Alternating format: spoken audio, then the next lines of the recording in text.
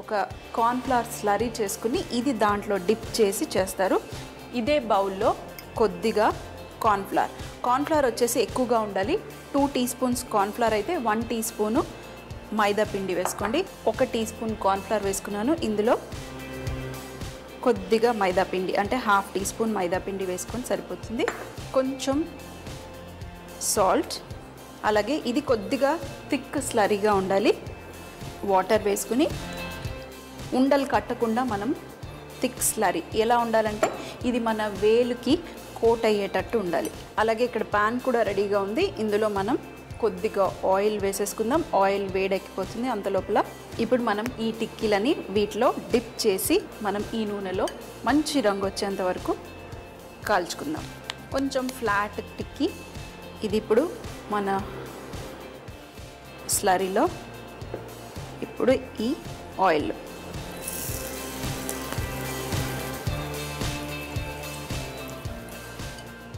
ఇంకొకటి ఇది కూడా ఈ స్లరీలో చక్కగా కోట్ చేసేయండి. ఇప్పుడు ఇది కూడా ఆయిల్లో కొద్దిగా కావాలంటే పక్కకు జరిపి వేసేయండి. ఇప్పుడు ఆయిల్ని కొంచెం ఇటు చేసేస్తే అది కూడా కాలిపోతుంది. మరి 2 వైపులా మంచి రంగు వచ్చేంత వరకు కాల్చుకుందాం. అంతలోపల మనం సాసెస్ చేసుకుందాం.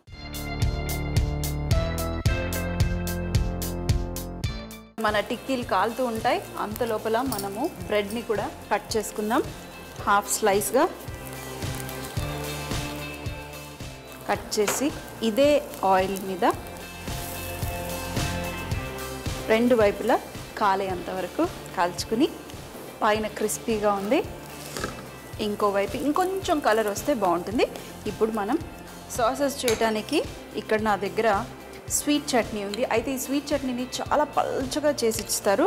చూడండి ఇంత గట్టిగా ఉంది కదా, దీన్ని మనం కొంచెం పల్చగా చేసుకుందాం. కొద్దిగా వాటర్ వేసి మంచిగా పల్చగా చేసేయండి.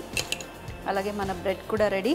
ఈ బ్రెడ్ని తీసి పక్కన పెట్టేసి ఇప్పుడు ఇందులో ఈ గ్రీన్ చట్నీ కూడా ఒక బౌల్లో వేసుకుంటున్నాను. ఈ గ్రీన్ చట్నీ నేను ముందుగానే చేసి పెట్టుకున్నాను, అందుకే కొంచెం కలర్ చేంజ్ అయింది. మీరు ఫ్రెష్గా చేస్తే కాస్త ఐస్ క్యూబ్ వేసి చేసుకున్నారనుకోండి మనకి గ్రీన్ కలర్ నిలువుగా ఉంటుంది.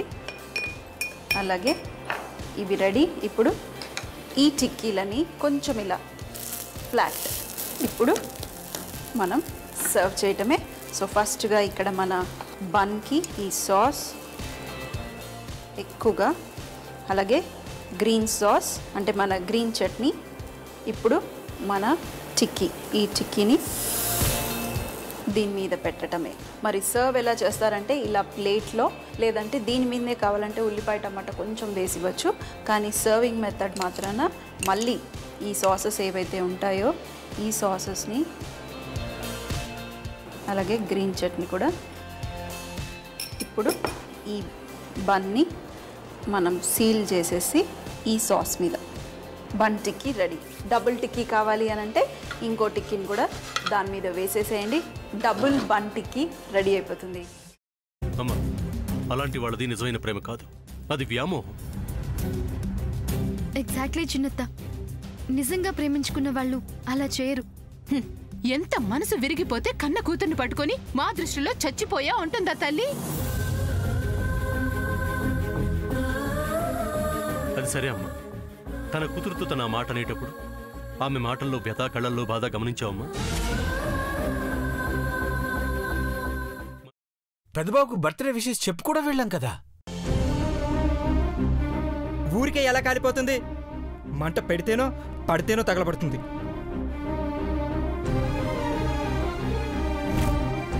కరెక్ట్ చిన్నబాబు, నీకొచ్చినట్టే నాకు డౌట్ వచ్చింది.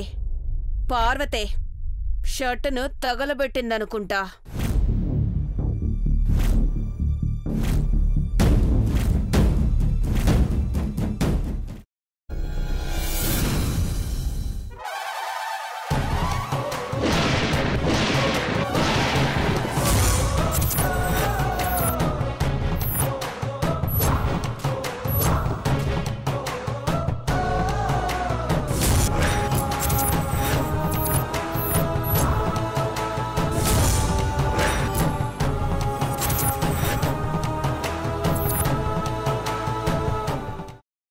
తీసుకున్న తర్వాత పొట్టు తీసేసి చాప్ చేసి పక్కన పెట్టుకోవాలి. ఒక ప్యాన్లో కొద్దిగా నూనె వేడి చేసి అందులో ఆవాలు, మినప్పప్పు, శనగపప్పు, కరివేపాకు, సన్నగా తరిగి పెట్టుకున్న ఉల్లిపాయలు వేసుకుని 1 నిమిషం పాటు వేయించుకోవాలి. ఆ తర్వాత కాల్చి కట్ చేసి పెట్టుకున్న వంకాయని కూడా అందులో వేసుకుని బాగా మిక్స్ చేసి బౌల్లోకి ట్రాన్స్ఫర్ చేసుకుని అందులో తగినంత చిక్కటి పెరుగు లేదా పల్చటి పెరుగు వేసుకుని మిక్స్ చేసి అన్నంతో కానివ్వండి, చపాతీతో కానివ్వండి సర్వ్ చేసినా చాలా బాగుంటుంది.